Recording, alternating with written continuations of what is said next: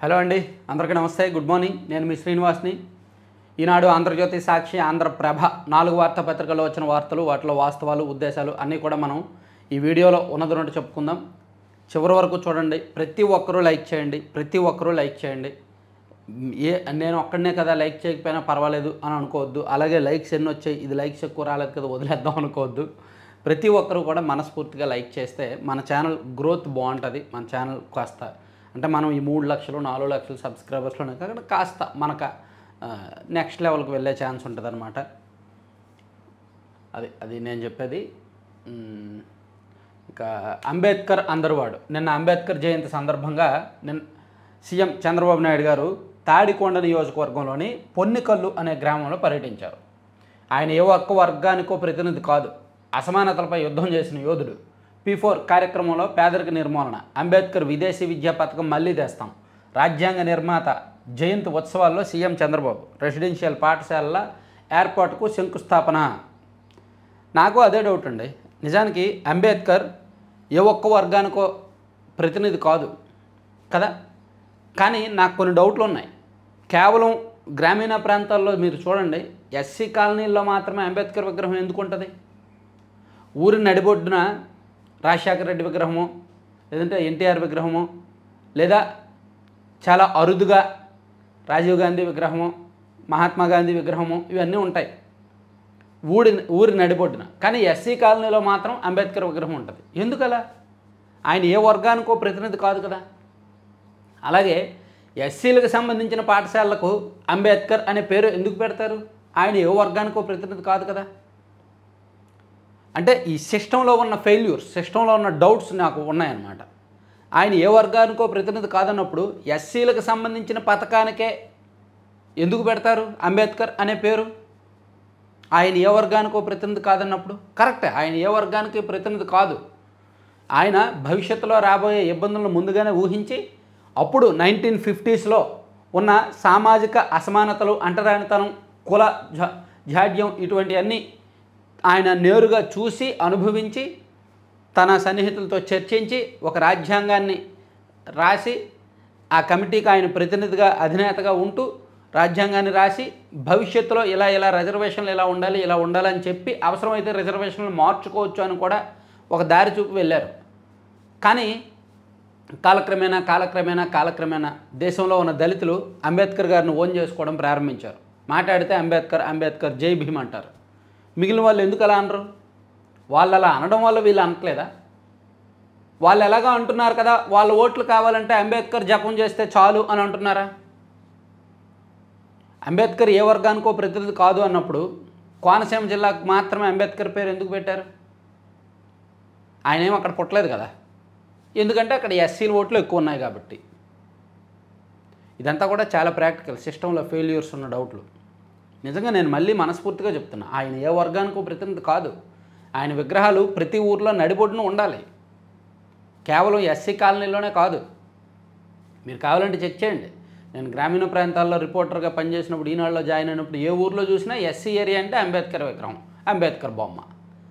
ఇప్పుడు కొత్తగా అంబేద్కర్ విగ్రహాలు ఏర్పాటు చేసేవి కూడా అక్కడే పెడతారు. అంబేద్కర్ గారు అందరికీ, దేశానికి దిక్సూచి. అంబేద్కర్ గారు అన్ని వర్గాలకి దిక్సూచి. కానీ దురదృష్టవశాత్తు ఎస్సీలే అతన్ని వాళ్ళు ఓన్ చేసుకున్నారు. మిగిలిన వాళ్ళు అతన్ని ఎస్సీ ఓట్లు కావాల్సినప్పుడు అంబేద్కర్ పేరు చెప్పడం ప్రారంభించారు. ఎస్సీలకు వాళ్ళని పరిమితం చేశారు, ఆయన్ని పరిమితం చేశారు.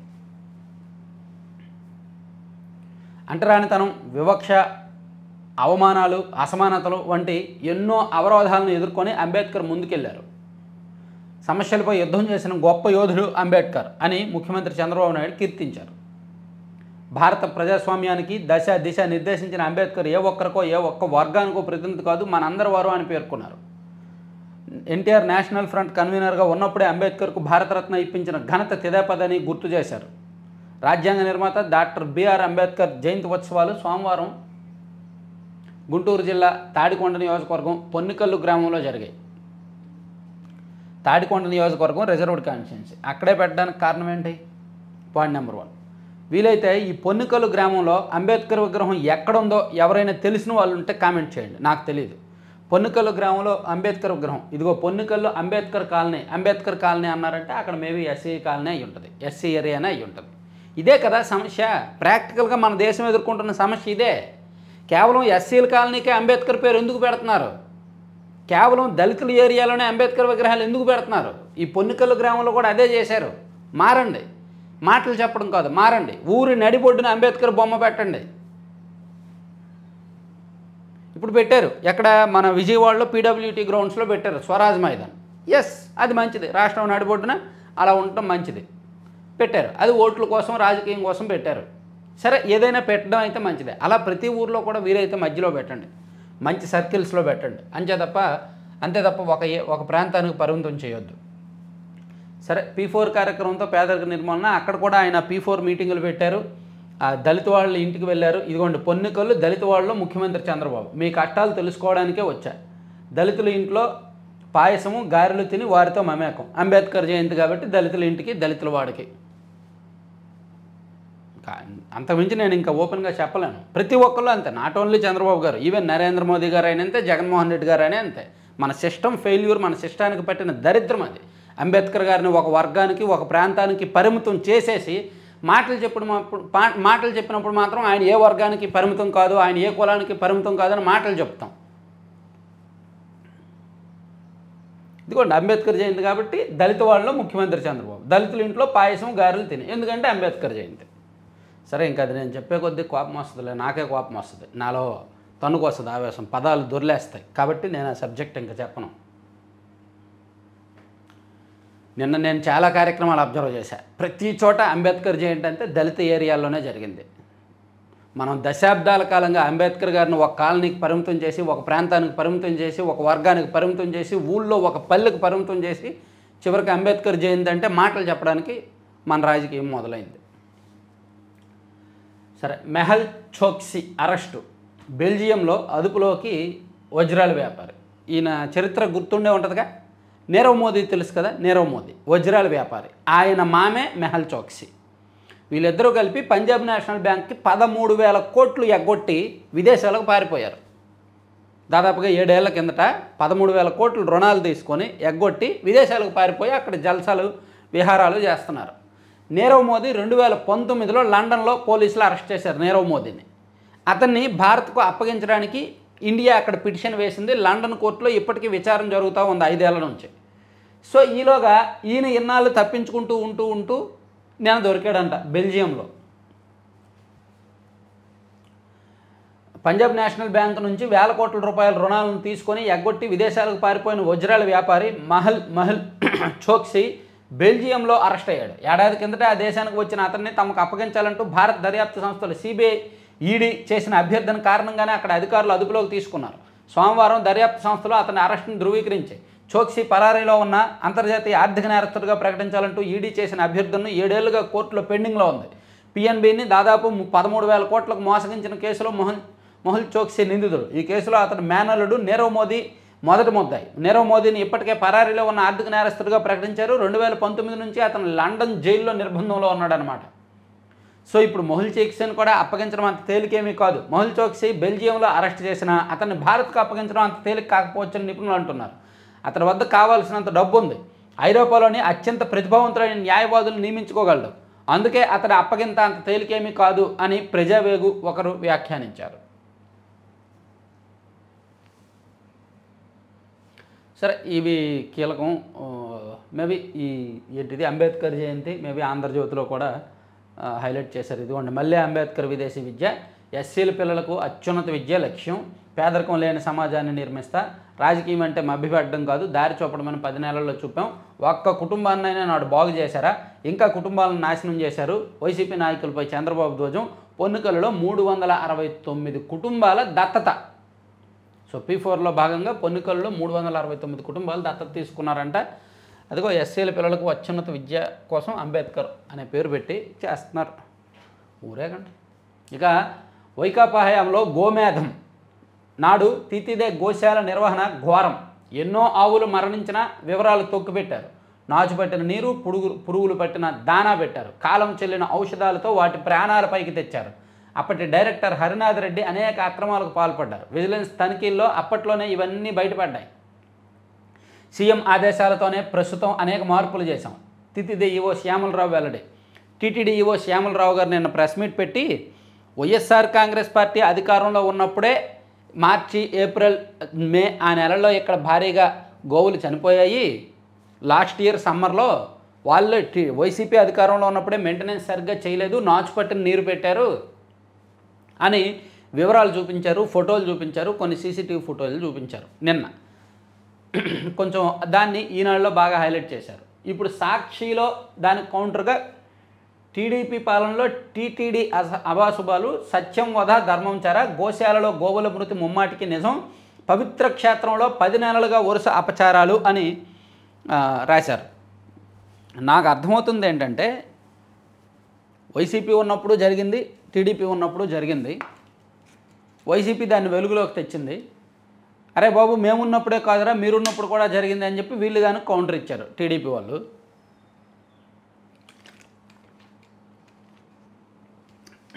అది మనం దగ్గరగా చూస్తే అర్థం చేసుకోవాల్సిన అంశం. పవిత్ర క్షేత్రంలో 10 నెలలుగా వరుస అపచారాలు కప్పిపుచ్చుకునేందుకు సీఎం చంద్రబాబు బుకాయింపు. చైర్మన్, ఈవో, ఎమ్మెల్యే ప్రకటనలతో నిజాలు వెలుగులోకి. నాడు శ్రీవారి పవిత్ర లడ్డూపై బాబు అసత్య ప్రచారం. తొక్కిసలాట ఘటనపైన అదే తీరు, కప్పిపుచ్చే ప్రయత్నాలు. సో ఇక్కడ గోవులు మృతి చెందడం విషయంలో ఒక క్లారిటీగా ప్రకటనలు ఉండట్లేదు. లోకల్ ఎమ్మెల్యే గారేమో 40 గోవులు చనిపోయాయని చెప్తున్నారు. కానీ టీటీడీ చైర్మన్ ఏమో 20 నుంచి 22 గోవులు చనిపోయాయని చెప్తున్నారు. ఈవో శ్యామలరావు గారేమో 43 గోవులు చనిపోయాయని చెప్తున్నారు. వీళ్ళకి ఒక లెక్కపత్రం ఉండట్లేదు, జవాబుదారీ ఉండట్లేదు, కప్పిపుచ్చుతున్నారు నిజాలు అని చెప్పి అసలు టీడీపీ కూటమి అధికారంలోకి వచ్చినప్పటి నుంచి టీటీడీలో అన్ని తప్పులు జరుగుతున్నాయి, మద్యం దొరుకుతోంది, మాంసం దొరుకుతోంది, నిషేధిత పదార్థాలన్నీ దొరుకుతున్నాయని సాక్షిలో ఒక పెద్ద వార్త రాశారు. 2వ పేజీలో ఇంకో డీటెయిల్డ్గా రాశారనమాట. ఇదిగోండి, సత్యం వద ధర్మం చెర, టీటీడీ గోశాలలో గోవుల మృతి ముమ్మాటికి నిజం, అది మందు ఎగ్ బిర్యానీ అని రాసుకొచ్చారు. సో మొత్తానికి టీటీడీ విషయంలో పెద్ద రాజకీయ వివాదం అలముకుందనమాట. తర్వాత ఇక మరో కీలకమైన అంశం అండి, రాజ్ కసిరెడ్డి సోదాల అస్త్రం. రాజ్ కసిరెడ్డి మద్యం కేసులో ప్రధాన నిందితుడిగా అతని మీద ఆరోపణలు ఉన్నాయి, అనుమానాలు ఉన్నాయి. అతను విచారణకు వస్తే నిజాలు బయటికి తీయాలని సిట్ చూస్తోంది. అతనికి 3 సార్లు నోటీసులు ఇస్తే అతను విచారణకు రాలేదు. ఆల్రెడీ 3 సార్లు నోటీసులు ఇస్తూనే ఉన్నారు గడిచిన 45 రోజుల నుంచి. అతను విచారణకు రావట్లే, తప్పించుకొని తిరుగుతున్నాడు. దీంతో అసలు ఇతను ఎందుకు విచారణకు రావట్లేదు, ఇతను ఎక్కడున్నాడని చెప్పి ఇతనికి సంబంధించిన కంపెనీల్లో నిన్న సిట్ అధికారులు సోదాలు చేశారు. హైదరాబాద్లోని ఒక 15 చోట్ల, హైదరాబాద్లో ఒకేసారి 15 చోట్ల అతనికి సంబంధించిన కంపెనీలు, వ్యవస్థలు, అవి ఇవి మొత్తం ఇల్లు అవి మొత్తం సోదాలు చేస్తే అతను సినిమాల్లో పెట్టుబడులు పెట్టాడని, మద్యం ద్వారా సంపాదించిన అక్రమాదాయాన్ని సినిమాల్లో పెట్టుబడులు పెట్టినట్టు, రియల్ ఎస్టేట్లో పెట్టుబడులు పెట్టినట్టు, ప్లస్ రకరకాల విలాసాలకు ఖర్చు పెట్టినట్టు, రకరకాల ఆర్గనైజేషన్స్, షెల్ కంపెనీలు ఏర్పాటు చేసినట్టు అవన్నీ కూడా బయటకు వచ్చాయన్నమాట. కలుగు నుంచి బయటకు రప్పించేందుకు సిట్ వ్యూహం. హైదరాబాద్లో ఒకేసారి 15 చోట్ల తనిఖీలు. రాజ్ భార్య డైరెక్టర్గా ఉన్న ఆసుపత్రిలో, కుమార్తె పేరిట ఉన్న ఇన్ఫ్రా కంపెనీలోను, మద్యం కుంభకోణం సొమ్ముతో పెట్టిన బినామీ సంస్థల్లోనూ కీలక పత్రాలు, ఆధారాలు స్వాధీనం. సో వైకాపా హయాంలో జరిగిన మద్యం కుంభకోణంలో నాటి ప్రభుత్వ పెద్దల తరపున అన్నీ తానే వ్యవహరించారనే అభియోగాలు ఎదుర్కొంటున్న కసిరెడ్డి రాజశేఖర్ రెడ్డి కలుగు నుంచి బయటకు రప్పించేందుకు ప్రత్యేక దర్యాప్తు బృందం ముప్పేడు దాడి మొదలుపెట్టింది.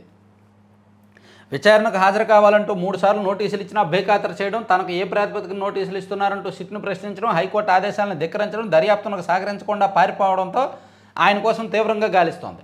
అందులో భాగంగా రాజ్ కసిరెడ్డి, ఆయన బంధువులు, సన్నిహితులు, బినామీలు, మద్యం కుంభకోణం సొమ్మును పెట్టుబడులుగా పెట్టిన కంపెనీలు, సంస్థలు, వాటి డైరెక్టర్ల నివాసాలు, కార్యాలయాల్లో అదనపు ఎస్పీ భూషణం ఆధ్వర్యంలో 50 మంది పోలీసులు, తెలంగాణ పోలీసుల సహకారంతో దాదాపుగా 15 చోట్ల సోమవారం ఏకకాలంలో దాడి చేశారన్నమాట. ఈ దాడుల్లో అతను ఎక్కడెక్కడ పెట్టుబడులు పెట్టాడు, ఆ సొమ్ము అంతా ఏం చేశాడు అనేది బయటకు వచ్చింది. సినిమాల్లో పెట్టుబడులు పెట్టారు, రియల్ ఎస్టేట్లో పెట్టుబడులు పెట్టాడు, కొన్ని ఆసుపత్రుల్లో పెట్టుబడులు పెట్టాడు. ఆ వ్యాపారాలన్నీ జరుగుతున్నాయన్నమాట. ఇదిగోండి, కసిరెడ్డి కోసం వేట, లిక్కర్ స్కామ్లో సిట్ దూకుడు, కింగ్ పిన్ రాజ్ కసిరెడ్డి మద్యం సొమ్ముతో సినిమాలు ఆసుపత్రుల్లో పెట్టుబడులు అని చెప్పి ఈవెన్ ఆంధ్రజ్యోతిలో కూడా రాశారు. ఇప్పుడు కొంచెం గట్టిగా వ్యవహారం ముదిరింది, గట్టిగానే ఉంది. విచారణకు వెళ్తే ఈ బాధ ఉండేది కాదు, విచారణ నుంచి తప్పించుకున్నాడు ఈయన, అరెస్ట్ చేస్తారని ఇప్పుడు మొదటికే వచ్చింది మొత్తం వ్యవహారం. ఇక జాతీయ ఎస్సీ కమిషన్ నుంచి ప్రభుత్వానికి వర్గీకరణ దస్త్రం. నేటి మంత్రివర్గ భేటీలో చర్చ, 4-5 రోజుల్లో ఆర్డినెన్స్. ఓకే. కాసుల కార్యదర్శులు, లేఅవుట్లు, భవన నిర్మాణ అనుమతుల్లో అక్రమ వసూళ్లు, నగరాలకు సమీపంలోని పంచాయతీల్లో భారీగా అవినీతి, జిల్లా డివిజనల్ పంచాయతీ అధికారుల సహకారం. మున్సిపాలిటీల్లో తీసుకోరా, ఇక్కడ ప్రతి చోట ఉండేదేనండి. పంచాయతీ కార్యదర్శులు, మున్సిపల్ కమిషనర్లు, ప్లానింగ్ డిపార్ట్మెంటు అప్రూవల్స్కి ప్రతి చోట తీసుకుంటారు. ఈ లంచాలు అనేవి అన్ని శాఖల్లోనూ ఉన్నాయి. రెవెన్యూ శాఖలో ఉంది, మున్సిపల్ శాఖలో ఉంది, ఎక్కడని లేదు. రాష్ట్రంలోని ప్రధాన నగరాల సమీపంలోని పెద్ద పంచాయతీల పరిధిలో లేఅవుట్లు, భవన నిర్మాణాలకు అనుమతులపై కొందరు కార్యదర్శులు ఏకంగా రేట్లు నిర్ణయం చేశారు. ఎందుకంటే చంద్రగిరిలో పంచాయతీ కార్యదర్శికి అవినీతి నిరోధక శాఖ దాడి చేస్తే, ఏసీబీ రైడ్స్ చేస్తే 85 కోట్లు అతనికి ఆస్తులు ఉన్నట్టుగా గుర్తించారు. ఒక పంచాయతీ కార్యదర్శికి 85 కోట్లు ఎక్కడి నుంచి వచ్చాయని చెప్పి ఆరా తీస్తే అతను చాలా చోట్ల లంచాలు తీసుకున్నట్టు బయటకు వచ్చింది. సో అలా రాష్ట్ర వ్యాప్తంగా ఇంకా చాలా చోట్ల ఉంటారు. లేఅవుట్కు గరిష్టంగా 2.5 లక్షల నుంచి 3 లక్షల వరకు, అపార్ట్మెంట్కి అయితే 1.5 నుంచి 2 లక్షల వరకు జేబుల్లో వేసుకుంటున్నారని చెప్పి ఈనాడులో ఇలా ఒక ఎక్కడెక్కడ ఎలా వసూలు జరుగుతున్నాయి అనేది రాసుకొచ్చారనమాట. సో ఆంధ్రజ్యోతిలో ఒకటి రాశారు, అసలు మంత్రుల పేషీల్లో ఏం జరుగుతుంది. మంత్రులకు సంబంధించి కొంతమంది ఓఎస్డీలు ఓవర్ యాక్షన్. 10 మంది మంత్రులు ఓఎస్డీలపై సీఎంకు ఫిర్యాదులు వెలువ. బరి తెగించి దండుకుంటున్నారు, మంత్రులకు వారిపై అదుపు లేదు, ప్రభుత్వానికి ఇంటెలిజెన్స్ నివేదికలు, పార్టీ నాయకుల నుంచి ముప్పు, కొనసాగిస్తే చెడ్డ పేరు తెస్తారని సీఎంకు మొర, అప్రమత్తమైన రాష్ట్ర ప్రభుత్వాన్ని రాశారు. ఇది వాస్తవమేనండి. అంటే నేనేమంటానంటే మంత్రులకు తెలియకుండా ఇదేమి జరగదు, మంత్రులకు తెలియకుండా అయితే జరగదు. ఇప్పటికే మంత్రి కొల్లు రవీంద్ర వద్ద పనిచేస్తున్న ఓఎస్డీని తప్పించిన విషయం తెలిసిందే. అలాగే ఒక సీనియర్ మంత్రి వద్ద, మరో కీలక మంత్రి వద్ద పనిచేస్తున్న ఓఎస్డీలు కూడా బరితెగించి వ్యవహరిస్తున్నారని చెబుతున్నారు. ఓఎస్డీలో కొందరు హాస్టల్లో పిల్లల బొవ్వను కూడా వదిలిపెట్టడం లేదని, దేవాదాయాల ఆస్తులను మింగేస్తున్నారని, అన్నదాతలకు ప్రభుత్వం నుంచి వచ్చే ప్రోత్సాహకాలపై కన్నేసి గడ్డి కొరుస్తున్నారని సమాచారం. ఇంకొందరికి అక్రమాలే ఇంధనంగా మారాయని, అవినీతి రోడ్డుపై హై స్పీడ్తో దూసుకుపోతున్నారని, ఖజానాకు చేరాల్సిన నిధులను మధ్యలోనే గండి కొట్టేస్తున్నారని, ఇండైరెక్ట్గా ఏమేమి రాశారో చూడండి. దేవాలయాలు, వ్యవసాయము అంటే వ్యవసాయ శాఖ మంత్రి ఓఎస్డీ, దేవాదాయ శాఖ మంత్రి ఓఎస్డీ, అంటే అలాగే బీసీ సంక్షేమ శాఖ ఓఎస్డీ, అండ్ కొందరికి అక్రమాల ఇంధనంగా అంటే ఇంధన శాఖ మంత్రి ఓఎస్డీ, అండ్ అవినీతి రోడ్డుపై హై స్పీడ్తో అంటే ఆర్ఎండ్బి శాఖ ఓఎస్డీ, ఖజానాకు చేరాల్సిన నిధులు మధ్యలోనే గండు అంటే ఆర్థిక శాఖ మంత్రి ఓఎస్డీ.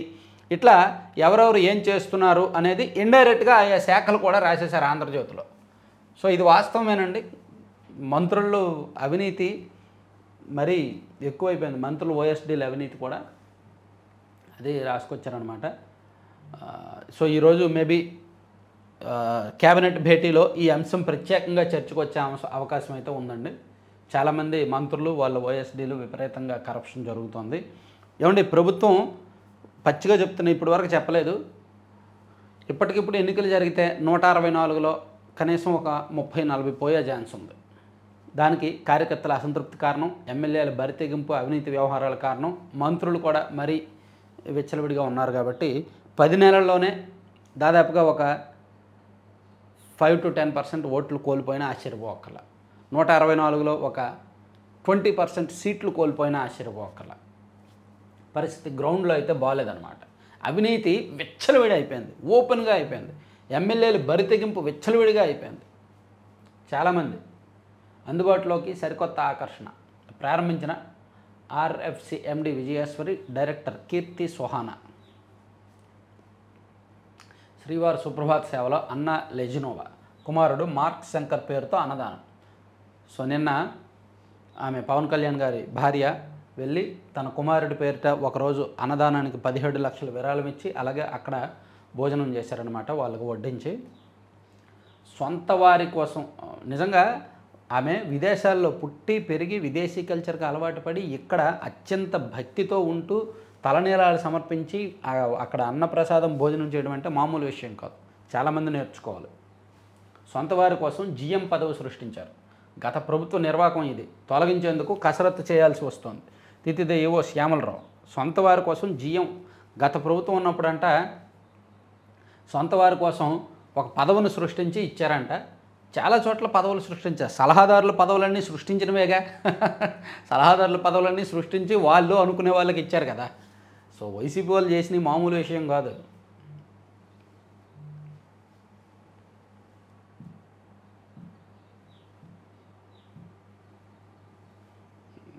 మీ కష్టాలు తెలుసుకోవడానికి వచ్చా. ఈడీ క్రియేషన్స్ సమర్పించే మద్యం కదా. మద్యం కుంభకోణం సొమ్ముతో సినిమాల్లో రాజకేశ్ రెడ్డి పెట్టుబడులు, స్థిరాస్తి, విద్యుత్ రంగాల్లోనూ భారీగా పెట్టుబడులు, పలు ఆసుపత్రుల్లోనూ వాటాలు, సిట్ సోదాల్లో వెలుగులోకి. ఓకే. వైద్య కళాశాలల్లో సీసీ కెమెరాల నిఘా గాలికి, అందుకే పరీక్షల్లో చూసి రాసలు భాగవతం.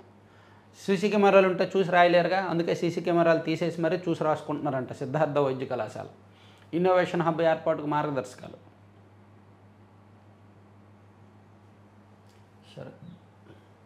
మహిళా సెలబ్రిటీల రోదసి యాత్ర బృందంలో బెజోస్ కాబోయే సతీమణి కూడా. బ్లూ ఆరిజిన్ సంస్థ వినూత్న ప్రయోగం.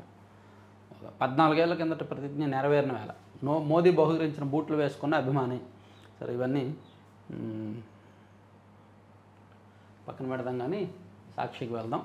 సాక్షిలో ఇదే సార్. తర్వాత పెగాసిస్ నిఘా నిజమే. 2018-19 మధ్యలో భారత్లో 100 మంది ప్రముఖులపై నిఘా. అప్పటి పాలక పక్షాలతో ఒప్పందం, స్పైవేర్తో ట్యాపింగ్. వాట్సాప్ యాజమాన్య సంస్థ మెటా వెల్లడి. 2018-19లో ప్రతిపక్ష నేత వైఎస్ జగన్పై టీడీపీ ప్రభుత్వం నిఘా. అదే విషయాన్ని వెల్లడించిన బెంగాల్ సీఎం మమతా బెనర్జీ. తాజాగా నిర్ధారించిన మెటా.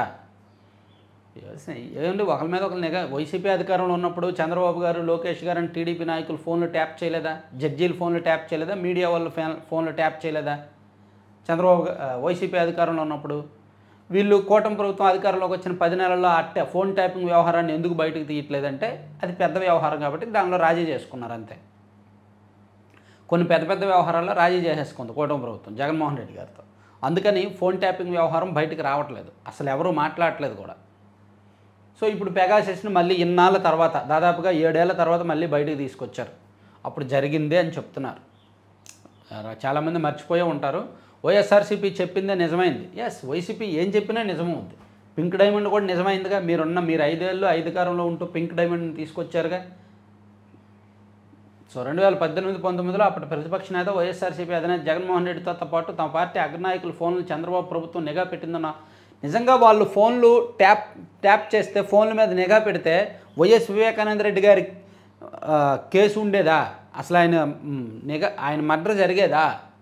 నిజంగా చంద్రబాబు గారు పెగాసిస్ ద్వారా జగన్మోహన్ రెడ్డి గారు అండ్ వైసీపీలో కీలక నాయకుల ఫోన్లు ట్యాప్ చేస్తే, వాళ్ళ మీద నిఘా పెడితే వివేకానంద రెడ్డి గారి కేసే ఉండేది కదా, ఆయన బతికుండేవాడు. అసలు విశాఖపట్నంలో ఎయిర్పోర్ట్లో ఈ కోడికత్తి దాడి జరిగేదే కాదు, ఇన్ని డ్రామాలు జరిగేవే కాదు, వైసీపీకి 151 సీట్లు వచ్చేవే కాదు. నిజంగా 2018-19లో చంద్రబాబు నాయుడు గారు అంత అలర్ట్గా ఉంటే, ఆయన అంత అలర్ట్గా ఉండలేదు కాబట్టి ఇన్ని జరిగి 151 వచ్చాయి వైసీపీకి అప్పుడు 2019లో. ఇప్పటికీ ఇంకా రాసుకుంటూనే ఉన్నారు. అప్పటికి డీలర్షిప్ రద్దుకు ముందు విచారణ జరపాల్సిందే. వాదన వినిపించే అవకాశం డీలర్కి ఇవ్వాలి. సాక్షుల వాంగ్మూలాన్ని నమోదు చేయాలి. డీలర్ సమక్షంలో ఫిర్యాదులను వివరించాలి. రేషన్ డిపోలో డీలర్షిప్ రద్దుపై హైకోర్టు కీలక తీర్పు. చిత్తూరు కలెక్టరేట్, జేసీ, మదనపల్లి ఆర్డీఓ ఉత్తర్వులు రద్దు. ఓకే. సిట్ లక్ష్యం తప్పుడు సాక్ష్యం. వైఎస్ఆర్సీపీ ప్రభుత్వం మద్యం విధానంపై అక్రమ కేసుకు చంద్రబాబు సర్కారు కుట్ర. అక్రమ కేసు అంటారంటే, గత ప్రభుత్వంలో మద్యం కుంభకోణం జరిగిందని ప్రతి మారుమూల గ్రామంలో ప్రతి ఒక్కరికి వైసీపీ వీరాభిమాని కూడా చెప్తాడు. ఎందుకంటే వాడు తాగింది తప్పుడు మద్యం, కల్తీ మద్యం, ఎక్కువ రేటుకు కొన్నాడు కాబట్టి. ఇక వక్ఫ్ చట్టం మీదంట వైసీపీ వాళ్ళు సుప్రీంకోర్టులో పిటిషన్ వేశారంటండి. మతం ఆధారంగా వివక్ష తగదు, వక్ఫ్ నిర్వహణ సరిగ్గా లేకుంటే జోక్యం చేసుకోవాలి తప్ప మత విశ్వాసాలకు విరుద్ధంగా ప్రభుత్వాలు వ్యవహరించకూడదు. మత విశ్వాసం గొప్పదా, చట్టం గొప్పదా? అది ఇప్పుడు సుప్రీంకోర్టు చెప్పాలి. వక్ఫ్ బిల్లు విషయంలో మత విశ్వాసం గొప్పదా, చట్టం గొప్పదా? చట్టం ముందు అందరూ సమానులే కదా. సో ఇప్పుడు మత విశ్వాసం అనేది చెల్లకూడదు కదా. మరి సుప్రీంకోర్టు ఏం చెప్తుందనే చూద్దాం. ఈ కేసులో వక్ఫ్ చట్ట సవరణలు రాజ్యాంగ విరుద్ధంగా ప్రకటించాలి. వక్ఫ్ బోర్డులో ముస్లిమేతరులకు ప్రాతినిధ్యం కల్పించడం రాజ్యాంగ విరుద్ధం. కొత్త చట్టాన్ని సవాల్ చేస్తూ సుప్రీంకోర్టులో వైఎస్ఆర్సీపీ పిటిషన్. ఆల్రెడీ 3 పిటిషన్లు దాఖలయ్యాయి. ఇదొక అనుబంధ పిటిషన్. అన్ని పిటిషన్లు కలిపి సుప్రీంకోర్టు విచారిస్తుంది. ఇక రోడ్డు ప్రమాదాలపై ఏఐ నిఘా మార్గదర్శకాలు రూపొందించాలని అన్ని రాష్ట్రాలు, యూటీలకు కేంద్రం ఆదేశం. బాగుంది. ఓకే. సీసీ కెమెరాల్లో ప్రత్యేక సాఫ్ట్వేర్ తప్పనిసరి. 200 కిలోమీటర్ల వేగంతో వెళ్లే వాహనాలను రికార్డు చేసే సామర్థ్యం ఉండాలని స్పష్టీకరణ. ఓకేనండి. తర్వాత నేలరాలిన రైతుల ఆశలు, ఈదురుగాలులతో కూడిన వర్షాలకు దెబ్బతిన్న మామిడి తోటలు. ఎన్టీఆర్, కృష్ణా, ఉభయ గోదావరి, రాయలసీమ జిల్లాల్లో అపార నష్టం. రాయలసీమ జిల్లాల్లో ఇప్పుడిప్పుడే కాయలు పూసాయి, ఇంకా జస్ట్ ఒక నెల రోజులైతే మంచి పూత తీసుకొచ్చి పళ్ళు అవుతాయి. ఈ టైంలో ఈదురుగాలుల కారణంగా మామిడికాయలు నేల రాలిపోయాయండి. చూడండి, అది ఒక ఫోటో వేసి రాశారనమాట. తర్వాత సహజమైన మార్పు ఇది, మనము మారుదాం. 45-55 ఏళ్లలో వచ్చే పెరిమోనోపాజ్లో శారీరక, మానసిక, భావోద్వేగపరమైన మార్పులు ఎన్నో కనిపిస్తుంటాయి. ఆ ఒత్తిడిని చాలామంది మహిళలు ఎవరి సహాయం లేకుండానే దాటేస్తుంటారు. జువ్వలు చేస్తుండగా నిప్పురవ్వలు. జువ్వలు తయారు చేస్తుండగా నిప్పురవ్వలు చెలరేయడం వల్ల అనకాపల్లి జిల్లా కైలాసపట్నంలో విజయలక్ష్మి ఫైర్ క్రాకర్స్లో ప్రమాదం జరిగిందని పోలీసులు. తారా జువ్వలు తయారు చేస్తున్నప్పుడు నిప్పురవ్వలు వచ్చాయంట. 22న 10th ఫలితాలు, 10వ తరగతి పబ్లిక్ ఫలితాలు 22వ తేదీన వస్తాయంట. వేటకు విరామం. సముద్రంలో చేపల వేట నిషేధం సోమవారం అర్ధరాత్రి నుంచి అమల్లోకి వచ్చిందంటండి. మొహుల్ చోక్సీ అరెస్ట్ చెప్పుకున్నాము. రాజ్యాంగ విధ్వంసకారి కాంగ్రెస్, ఓకే, మీరని వాళ్ళు అంటారు, వాళ్ళని మీరనండి. నీరా రాజేంద్రకు నాసా ఉద్వాసన. డిఈఐ వంటి ఫెడరల్ ఏజెన్సీలను ట్రంప్ రద్దు చేయడంతో నాసా డిఐఈ విభాగం చీఫ్ నీరా రాజేంద్రకు ఉద్వాసనకు గురయ్యారు. ఖనిజ ఎగుమతులు బంద్. అమెరికాకు చైనా గట్టి షాక్ ఇచ్చింది. అరుదైన కీలక ఖనిజాలు, మాగ్నైట్ల ఎగుమతి మొత్తంగా నిలిపేస్తూ కీలక నిర్ణయం తీసుకుంది. మరి ఆయన 145% వేసాడు. అది ఉండదా? సరే, అది పక్కన పెట్టేద్దాం. సాక్షి వాళ్ళు గుడ్ బై మాస్టారు, బాయ్. తర్వాత బెల్జియంలో Mohul Chokshi arrest. Mining don అని ఒకటి వేశారండి, ఒక కీలకమైన అంశం ఆంధ్రజ్యోతిలో వేశారు. మైనింగ్ డాన్ మొన్నటిదాకా చిన్న సాఫ్ట్వేర్ కంపెనీ ఓనరు, నేడు గనుల శాఖలో రాజాది రాజుల అజయ్. కన్ను పడిందంటే ఏదో కంపెనీకి మూడినట్టే. ముందు విజిలెన్స్ దాడులు, ఆపై సెటిల్మెంట్లు, కంపెనీలో వాటా, లాభాల్లో వాటా, మొత్తంగానే హస్తగతం. వాటిలో ఏది కోరితే చేయాల్సిందే, లేదంటే కంపెనీ మూసుకోవాల్సిందే. ఉత్తరాంధ్రలో పెద్దల పేరుతోనే నయాదందా. విషయం తెలిసి ముఖ్యమంత్రి సీరియస్, అయినా అదే దూకుడు, వేరే దారిలో డీలింగ్స్. అజయ్ అనే వ్యక్తి హైదరాబాద్లో చిన్న సాఫ్ట్వేర్ కంపెనీ నడిపేవారు. ఉద్యోగాల పేరిట యువతకు ఎరవేసిన కేసుల్లో ఆయన నిందితుడు. ఎట్టకేలకు ఆ కేసుల్లో రాజీలు చేసుకొని సొంత రాష్ట్రం ఆంధ్రప్రదేశ్కు మకాం మార్చారు. ఇక్కడికి రాగానే ఆయనను గనులు ఆకర్షించాయి. ప్రభుత్వంలోని పెద్ద మనుషుల పేరును దీనికోసం వాడుకోవడం మొదలుపెట్టారు. గనుల శాఖలో కీలక ముఖ్య వ్యక్తుల సహకారం, ప్రోద్బలంతో ఒక వెలుగుపోతున్నారు అని.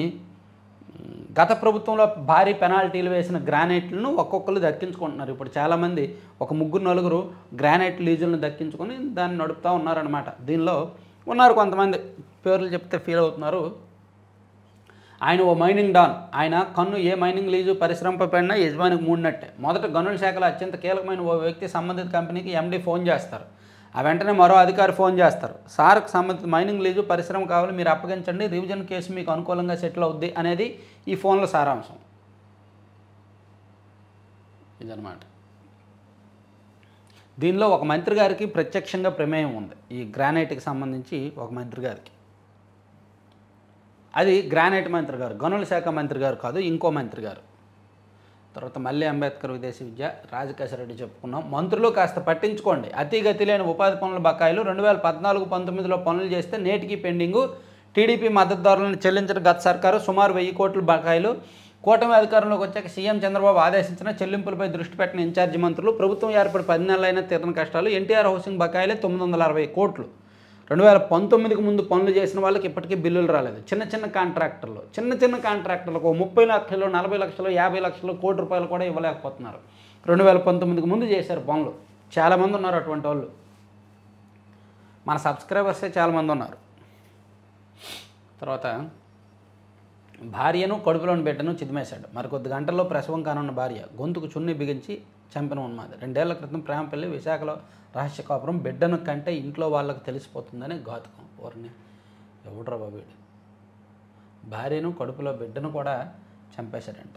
బిడ్డను కంటే ఇంట్లో వాళ్ళకి తెలిసిపోతుందని రహస్య కాపురం పెట్టాడంట. పిల్లలు పుడితే ఇంట్లో వాళ్ళకి తెలిసిపోద్ది, రహస్యంగా ఇన్నాళ్ళు రహస్యంగా ఉంచింది బయటికి తెలిసిపోద్దని అలా చేశాడంట. ఆటో సుంకాల తాత్కాలిక నిలిపివేత. ఇది ఏం భాష? ఇది ఎలా వచ్చింది? అమెరికాకు చైనా భారీ జలక్కు, అరుదైన లోహాల ఎగుమతులు నిలిపివేత, డ్రాగన్ పోర్టులోనే ఆగిపోయిన స్టాక్. ఓకే. బగ్ పెట్టి బురిడి. బెట్టింగ్ యాప్ల తయారీలోనే బగ్ ఏర్పాటు. ఎవరెవరు ఎక్కడున్నారో తెలిసేలా నిఘా. ఎవరు పరిధాటిన ప్రధాన బుకీల అప్రమత్తం. పోలీసులకు చిక్కిపోవడానికి ఇదే కారణమా? చిక్కుపోవడానికి అనుమానం వ్యక్తం చేస్తున్న దర్యాప్తు బృందాలు. బగ్ పెట్టే అవకాశాలు ఉన్నాయంటున్న సైబర్ నిపుణులు. సో బెట్టింగ్ యాప్ల తయారీలోనే బగ్ ఏర్పాటు చేస్తున్నారంటే దానివల్ల ఎవరెవరు ఎక్కడ ఉన్నారో తెలిసేలా నిఘా పెడుతున్నారంటండి. అందుకని పోలీసులు దొరకట్లేదని రాశారు.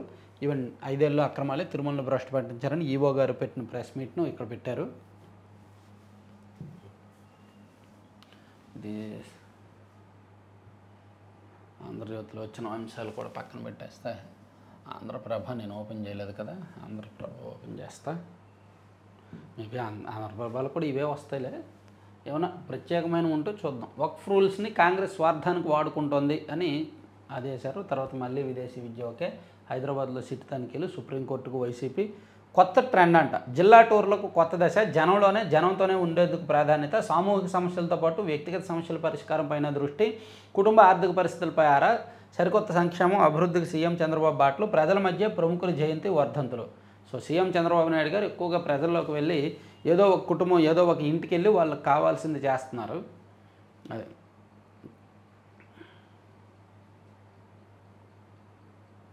కార్యకర్తలు ఎవరో తొందరపడద్దు, తప్పు చేసిన వారిని తప్పకుండా శిక్షిస్తాం, అసత్య ప్రచారాలు చేస్తే కఠిన చర్యలు, ప్రజలు కార్యకర్తల ఆమోదంతోనే సీట్లు పదవులని చెప్పారు. తర్వాత విశాఖ మేయర్ పీఠం కూటమికే 19న అవిశ్వాస సమావేశం, కార్పొరేటర్ల సమీకరణలో కూటమి సక్సెస్, కొత్త మేయర్గా పీలా శ్రీనివాసరావు. సో విశాఖ మేయర్ పీఠంలో ఆల్మోస్ట్ కూటమికి దక్కే అవకాశాలు ఉన్నాయి. వైసీపీ నుంచి దాదాపుగా 7 కూటమికి సపోర్ట్ చేసే అవకాశాలు ఉన్నాయి. కాబట్టి వీళ్ళు మ్యాజిక్ ఫిగర్ ఈజీగా రీచ్ అయిపోతారు.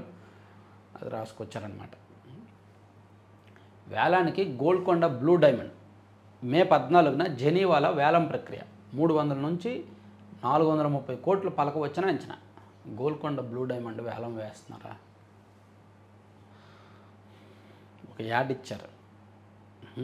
ప్రగతి పదంలో ఆంధ్రప్రదేశ్ పునరాగమనం అని ఒక అడ్వర్టైజ్మెంట్ వేశారనమాట. మరి ప్రభుత్వానికి భజన చేయాలిగా, ఆ మాత్రం యాడ్లు లేకపోతే ఎట్లా? మొన్న బిగ్ టీవీ వాళ్ళకి 59 లక్షల ప్యాకేజ్ ఇచ్చారు, వీళ్ళకి కూడా ఏదో ఒక ప్యాకేజ్ ఇస్తారని యాడ్లు వేస్తున్నారు.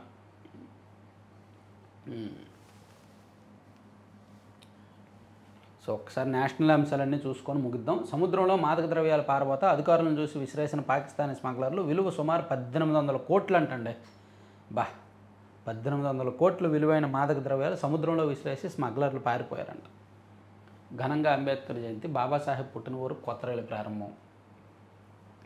వక్ఫ్ బిల్లుపై బంగ్లాలో మళ్లీ ఘర్షణలు, పశ్చిమ బెంగాల్లో హింసాత్మక ఘటనలు కొనసాగుతున్నాయి. తాజాగా ఇండియన్ సెక్యులర్ ఫ్రంట్ చెందిన కార్యకర్తలు దక్షిణ 24 పరగనాల జిల్లా భాంగర్లో సోమవారం పోలీసులతో ఘర్షణకు దిగారంట. అమెరికా అధికారులకు వేసాలపై చైనా ఆంక్షలు, సుంకాల నుంచి ఏ దేశానికి మినహాయింపు లేదు స్పష్టం చేసిన ట్రంప్. 90 రోజుల గ్యాప్ ఇచ్చావుగా, నోటికి కూడా గ్యాప్ ఇవ్వచ్చుగా. సుంకాలకు 90 రోజుల గ్యాప్ ఇచ్చావు తాతవి, ఆ నోటికి కూడా గ్యాప్ ఇవ్వు. రోజు మాట్లాడితే సుంకాలేనా? ఇంకా పరిపాలన ఇంకేం లేదా అమెరికాలో? ముసలోడు. నక్సల్స్ ఏరువేత చర్యల్లో భద్రతా సిబ్బందికి తీవ్ర గాయాలు. ఈ ఏడాది తొలి త్రైమాసికంలో 4 పెరిగిన క్షతగాత్రులు. ఛత్తీస్గఢ్ అడవుల్లో నక్సల్స్ ఏరువేత ఏకధాటిగా జరుగుతూనే ఉంది. అసలు ఏమాత్రం అవకాశం ఉన్నా ఆ అడవుల్లో, ఛత్తీస్గఢ్లోని దట్టమైన అడవుల్లో బల్దియా ప్రాంతాల్లో డ్రోన్ కెమెరాలతో నిఘా పెట్టి ఎక్కడైతే వాళ్ళు ఆనవాళ్ళు ఉన్నాయో అక్కడికి వెళ్ళిపోతున్నారు అన్నమాట భద్రతా బలగాలు. దాదాపుగా 2026 మార్చి కల్లా అస్సలు ఉండకూడదు అనేది వీళ్ళ లక్ష్యం అన్నమాట. సో దానిలో భాగంగా కొంతమంది భద్రతా సిబ్బంది కూడా గాయపడుతున్నారని రాశారు. పొరుగువారితో స్నేహం, సహకారం, సంయుక్తంగా ఆసియా ఆధునీకరణ, సుంకాల యుద్ధంలో విజేతలే ఉండరు జిన్పింగ్. అది కరెక్ట్. సుంకాల యుద్ధంలో విజేతలు అంటూ ఉండరు. వాళ్ళు ఓడిపోతారు, వీళ్ళు ఓడిపోతారు. ఎందుకంటే నీకు అక్కడి నుంచి ఇక్కడికి ఎంత దూరం, ఇక్కడి నుంచి అక్కడికి అంతే దూరం. ఇచ్చిపుచ్చుకోవడంలో ఖచ్చితంగా ఎక్కువ ఈగోలకు వెళ్తే, సుంకాలు పెంచితే రెండు దేశాలకి నష్టమే. అతిపెద్ద యుద్ధ నౌక తయారీలో ఉత్తర కొరియా ఉపగ్రహ చిత్రాల్లో వెల్లడి. ప్రజలకు సకాలంలో న్యాయం అందిస్తాం అంటే 25 ఏళ్ళు అండి. మామూలుగా కోర్టులో ఏదైనా కేసు వేస్తే 25 ఏళ్ళు పడుతుంది సివిల్ కేసు అయితే. క్రిమినల్ కేసు అయితే 15 నుంచి 20 ఏళ్ళు పడుతుంది. ఇప్పుడు మా వివేకానంద రెడ్డి గారి కేసు ఆల్మోస్ట్ 10 ఏళ్ళు అవుతుంది కదా, 10 ఏళ్ళు కదా, 6 ఏళ్ళు దాటింది కదా, అయిపోద్ది. 10 ఏళ్ళు 15 ఏళ్ళు అవుద్ది. కృష్ణా తీరంలో క్రీడానగరి, 1600 ఎకరాల్లో స్పోర్ట్స్ సిటీ, 1.25 లక్షల మంది వీక్షించేలా భారీ క్రికెట్ స్టేడియం. దేశంలోనే రెండో పెద్ద క్రికెట్ స్టేడియాన్ని నిర్మించబోతున్నారు అమరావతిలో. ఆల్రెడీ గుజరాత్లో ఒకటి ఉంది, నరేంద్ర మోదీ స్టేడియం అహ్మదాబాద్లో. ఇప్పుడు రెండోది విజయవాడలో అమరావతిలో నిర్మిస్తారు. వైకాపా కుట్రలేఖలు, ప్రపంచ బ్యాంకు బుట్టదోకలు, అమరావతికి అప్పు పుట్టకుండా తప్పుడు ఫిర్యాదులు. సో అమరావతికి అప్పు ఇవ్వకుండా ప్రపంచ బ్యాంక్కి వైసీపీ వాళ్ళు లేఖలు రాస్తూనే ఉన్నారు. అయినా సరే వరల్డ్ బ్యాంక్ పట్టించుకోకుండా అప్పులు ఇచ్చిందనమాట. డాక్టర్ నాగేశ్వర రెడ్డికి లెజెండ్స్ ఆఫ్ ఎండోస్కోపీ పురస్కారం. నిజంగా సానుభూతి ఉంటే ముస్లింలకు పార్టీ అధ్యక్ష పదవి ఇవ్వండి, కాంగ్రెస్కు ప్రధానమంత్రి సవాల్. నిండు గర్భిణి గొంతు నులిమి చంపిన భర్త. 2 ఏళ్ల క్రితం ప్రేమ వివాహం, ఇప్పుడు వదిలించుకునేందుకు దారుణం. చాలా దారుణం అండి. చిత్తూరులో పరువు హత్య. మతాంతర వివాహం నచ్చక పుట్టింటి వారే చంపేశారన్న భర్త, పరారీలో వివాహేతర తండ్రి సోదరుడు. 15 రోజుల కిందట చంద్రగిరిలో ఒకటి జరిగింది, ఇప్పుడు మళ్ళీ చిత్తూరు జిల్లాలో ఇంకోటి జరిగింది, చిత్తూరు నగరంలో. ఎంత దారుణం అండి. మనం ఎటు వెళ్తున్నామండి? ఇప్పుడు కూడా పరువు హత్యలేంటి, కులాలకు సంబంధించిన హత్యలేంటి? సరే, ఇవండి 4 పత్రికల్లో ఉన్న వార్తాంశాలు. సో చివరి వరకు చూసిన వాళ్ళందరికీ కూడా ధన్యవాదాలు. Thank you. లైక్ చేయండి, షేర్ చేయండి.